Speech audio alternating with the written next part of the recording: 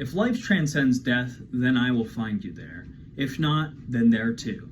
Yesterday I finished Caliban's War, the second book in the Expanse series by James S.A. Corey, and this really worked for me. Despite it being pretty different to Leviathan Wakes, I found Caliban's War to be just as compelling, if not more so. So the first book is kind of this very expansive sci-fi detective noir story that has like this alien introduced, the proto-molecule that is ravaging or can ravage humanity.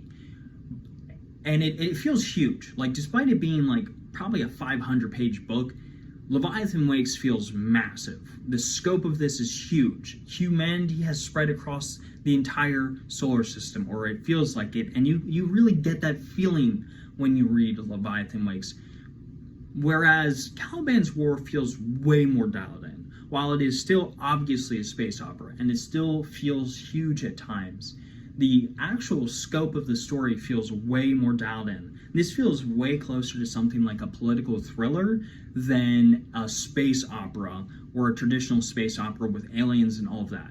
And while there's obviously stuff still going on with the aliens, this feels way more focused in on the human drama, because the plot of this focuses around a little girl, May, being kidnapped in a war zone and possibly being experimented on, and I'm not going to tell you what happens to her, but like, this feels way more dialed in.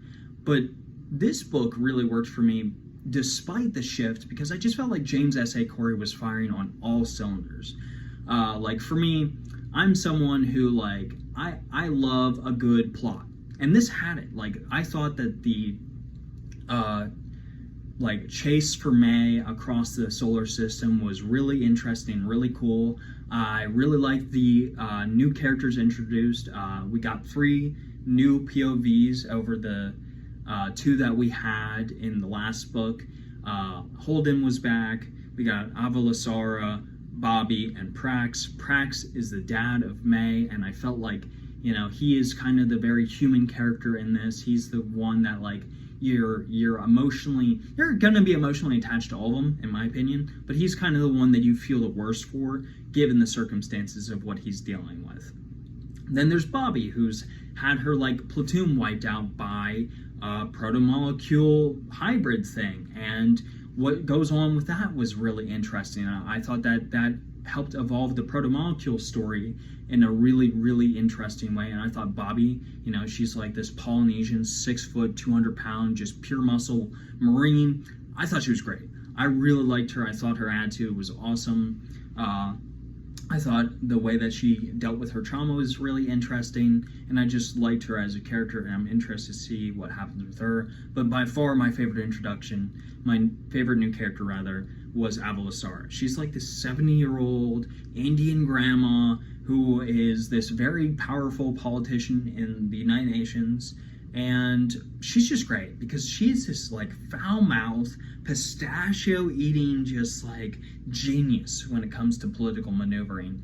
Everything that comes out of her mouth, she's funny. She is stupidly funny in this book. I really liked her attitude. I thought this was such a great way to introduce a different character and add some diversity. I think the diversity added into this was really great, and I felt like all of the new voices really worked, while also never for a second dampening the old ones, because we still have Holden and his crew of the Rosie, and again, this is a crew I'm starting to fall in love with. This is a crew I'm starting to call family. They are just great. I think that they just work as a unit really, really well. I felt like what Holden goes through in this was great. I thought his voice was better in this. I thought the side characters, Naomi, Alex, and Amos were much better. I found their voices to be way better and way more.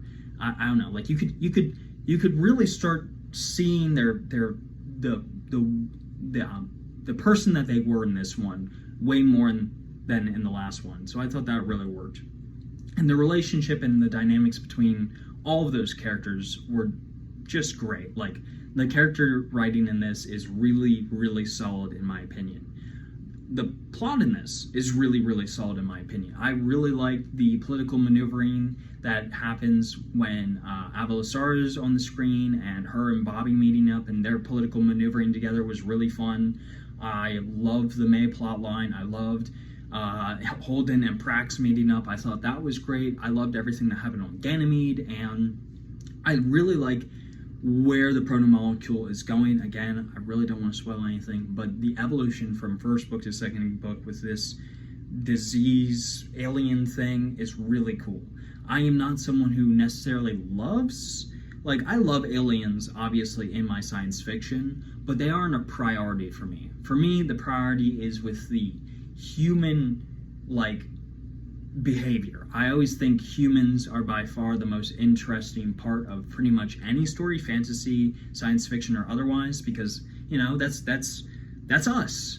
And putting us in different settings is always a really, really interesting thing to do. But I have to tip my hat to James S.A. Corey. I think the proto-molecule is a very, very cool alien race, and the way that humans are dealing with it and interacting with it, and how kind of we tend to go back to our roots of wanting to throw rocks at each other instead of the problem over there. I don't know. There's some good commentary there. So the plot is solid. I thought the character dynamics were great. The characterization's solid. And the continuing evolution of these characters was awesome to see. I thought the pacing was excellent. It's just as good as Leviathan Wakes, if not better. These books are really, really well paced. They're both like around 20 hours on audio, so that probably makes them 500 or 600 pages long. They don't feel like it. I felt like I was zooming through this, and I was taking my sweet time reading it too. Like, I had another book I was reading while reading this, and I still felt like I was flying through it. So the pacing was excellent, no problem there. The character writing, again, really great. The plot was really great. The thematic work, I think, is continuing to improve. I'm very interested to see what James S.A. Corey has to say about the human race when it comes to dealing with a existential threat, because there are authors who, you know, they just kind of shrug it off. They don't really deal with it. Some humans, in some works, they rise to the occasion, and sometimes they don't. So I'm very interested to see how humans are supposed to deal with the proto-molecule, and just continuing forward, I just really look forward to the rest of the series, because I'm all in now. Like, the first book sold me, the second book sold me harder. I'm gonna give this one an 8.8 out of 10, same score as Leviathan Wakes. I can definitely see this becoming one of my all-time favorite series already, which is impressive to say the least. And I think if I were ranking this, I would say Caliban's War is just slightly better than Leviathan Wakes because of the character work in this, and because of I thought the pacing was slightly tighter and the plotting was slightly tighter. But yeah, it's a banger, is my point. It's a banger, and you should read it. You should read The Expanse.